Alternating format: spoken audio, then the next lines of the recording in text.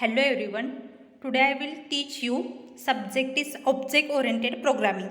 What is mean by object oriented programming? Let's start explaining. The object oriented programming is a programming style.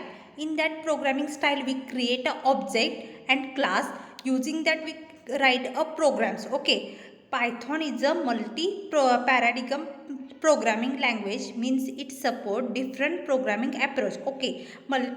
multi पॅराडिगम म्हणजे काय? ही एक अशी language आहे ती भरपूर टाईपच्या लँग्वेजना सपोर्ट करते.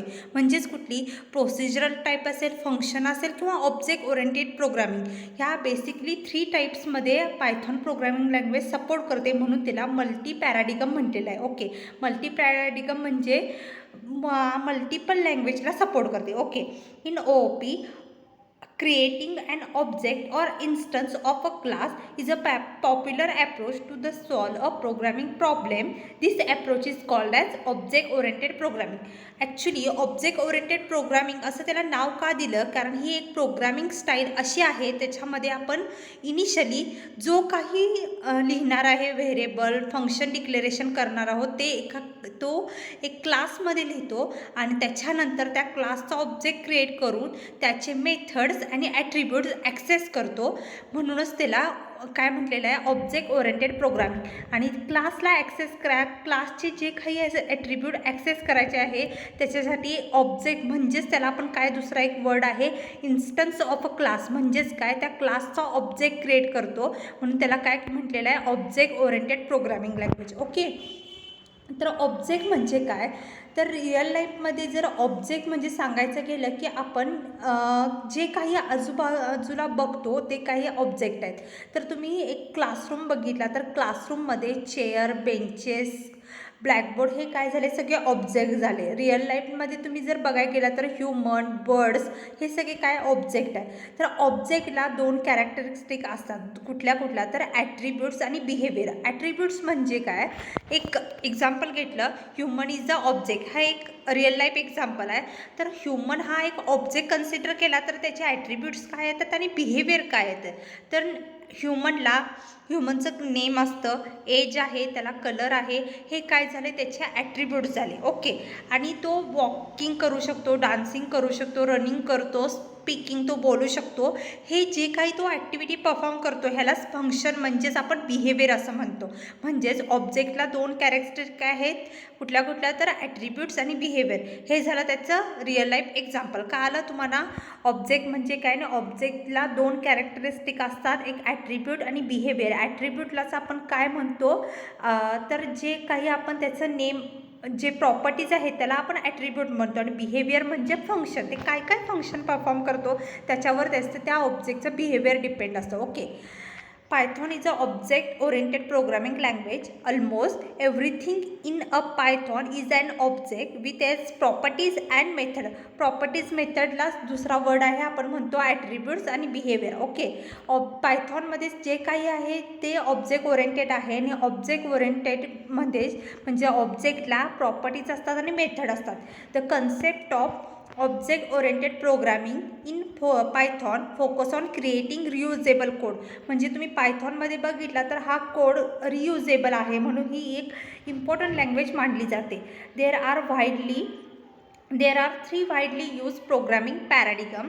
मी सांगितलं आहे programming paradigm and there procedural programming, function programming and object oriented programming. म्हणूनच त्याला काय म्हटलेलं आहे?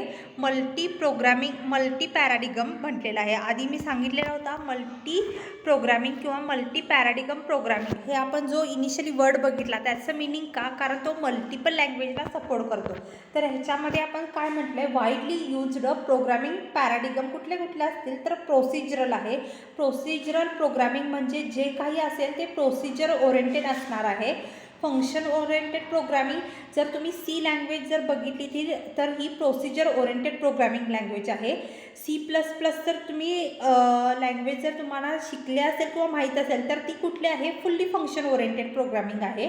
आणि नंतर असेल C++ पण ही ऑब्जेक्ट ओरिएंटेड प्रोग्रामिंग लँग्वेज आहे. आणि बाकीच्या काही लँग्वेज आहेत त्या फंक्शन ओरिएंटेड आहे. म्हणजे त्याच्यामध्ये ओनली इम्पॉर्टन्स काय आहे? पार्ट तो फंक्शन आहे. म्हणजे त्या प्रोग्रामिंगमध्ये फंक्शन डिक्लेअर केलं जातं आणि ॲक्सेस केलं जातं आणि ती कम्प्लिटली डिपेंड असते त्यावर, त्याला फंक्शन प्रोग्रामिंग लँग्वेज म्हणतो. आणि C++, जावा, C# हे काय आहेत आणि ही आपली पायथॉन. तर ह्या सगळ्या काय आहेत, ऑब्जेक्ट ओरिएंटेड प्रोग्रामिंग लँग्वेज, ज्या लँग्वेजमध्ये सगळा डेटा हा क्लासमध्ये असतो आणि तो क्लासचा डेटा आउटसाईड ॲक्सेस करण्यासाठी किंवा तो डेटा ॲक्सेस करण्यासाठी आपल्याला ऑब्जेक्ट क्रिएट करण्याची गरज लागते, त्यालाच आपण ऑब्जेक्ट ओरिएंटेड प्रोग्रामिंग म्हणतो.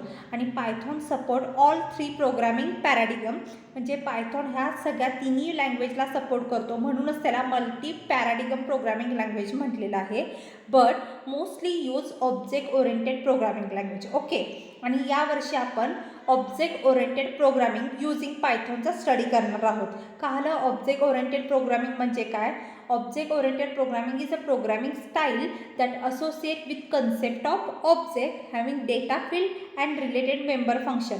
म्हणजेच आपण ऑब्जेक्ट ओरिएंटेड प्रोग्रामिंगमध्ये काय असणार आहे, डेटा फील्ड्स म्हणजेच त्याला आपण व्हेरिएबल म्हणतो आणि रिलेटेड मेंबर फंक्शन म्हणजे फंक्शन असेल. आपण क्लासमध्ये ऑब्जेक्ट ओरिएंटेड प्रोग्रामिंग आली म्हणजे आपण क्लास क्रिएट करतो, क्लास नेम आणि जे काही डेटा लिहिणार आहे तो क्लासमध्ये आहे. तर क्लास काय आहे? Class is a collection of data आणि मेंबर फंक्शन. डेटा आणि मेंबर फंक्शन म्हणजे क्लासमध्ये आपण फक्त आणि फक्त व्हेरिएबल डिक्लेरेशन आणि फंक्शन डिक्लेरेशन काम करतो, म्हणून त्याला काय म्हटलेलं आहे की क्लासमध्ये हा डेटा म्हणजेच data fields and related member function असतात आणि ते ऑब्जेक्टशी असोसिएट असतात. कारण ते ॲक्सेस करण्यासाठी आपल्याला ऑब्जेक्ट क्रिएट करण्याची गरज असते. ॲक्च्युली आपण ज्यावेळी क्लास कसा क्रिएट करायचा, ऑब्जेक्ट कसा क्रिएट करायचा हे बघणार आहोत, त्यावेळी ॲक्च्युली ऑब्जेक्ट म्हणजे काय, क्लास डायग्राम कसं क्रिएट करायचं हे तुमच्या लक्षातच येईल. इथं फक्त इंट्रोडक्शन पार्ट, ऑब्जेक्ट म्हणजे काय हे फक्त लक्षात ठेवा. Everything revolve around object of class which have their method and data member. Okay. Object oriented programming is a style.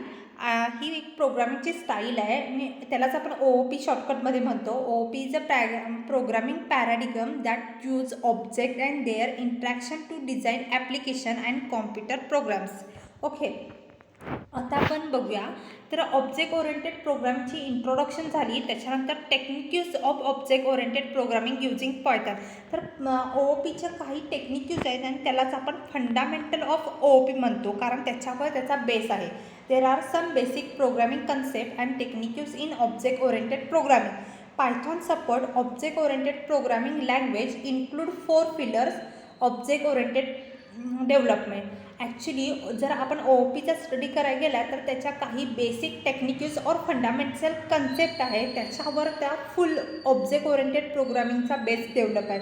आणि त्या टेक्निक्समध्ये काही 4 अशा टेक्निक्स आहेत, त्याला आपण 4 पिलर्स ऑफ OOP म्हणतो. पिलर्स म्हणजे काय, जर आपण एखाद्या बिल्डिंगचं कन्स्ट्रक्शन करायला गेलो तर बेस हा इम्पॉर्टंट पार्ट आहे आणि जर बेस पक्का असेल तर त्याच्यानंतर बिल्डिंग आपण फ्लोअर किती पण वाढवू शकतो.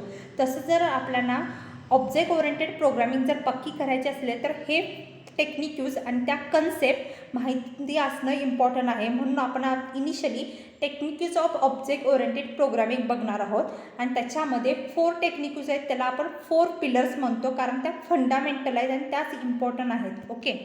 तर ऑब्जेक्ट ओरिएंटेड प्रोग्रामची ही बघा डायग्राम आहे. त्या डायग्राममध्ये तुम्ही जर मरी चेक केला तर काय आहे, एक स्क्वेअर बॉक्सेसमध्ये OOP object oriented programming concept दिलेले आहेत आणि त्या ज्या 4 काय म्हटलेलं आहे, 4 पिलर्स ऑफ OOP जर म्हटलं कुठल्या असतील तर ते हे 4 पिलर्स आहेत. तर कुठले आहेत, इनकॅप्सुलेशन, पॉलिमॉर्फिझम, ॲब्स्ट्रॅक्शन, इनहेरिटन्स.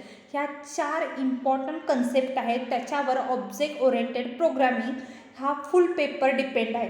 तर आपण इनहेरिटन्स म्हणजे काय, ॲब्स्ट्रॅक्शन म्हणजे काय, पॉलिमॉर्फिझम म्हणजे काय आणि इनकॅप्सुलेशन म्हणजे काय, त्याच्यामध्ये आपण एक फुल इनहेरिटन्सचा एक युनिट आहे, तो लास्ट 3rd युनिट. त्याच्यामध्ये आपण इनहेरिटन्स म्हणजे काय इन डिटेल आणि त्याचे टाईप वगैरे सगळं स्टडी करणार आहोत. ह्या पार्टमध्ये बेसिक कन्सेप्ट ऑफ OOP आणि त्या कुठल्या आहेत हे बघूया.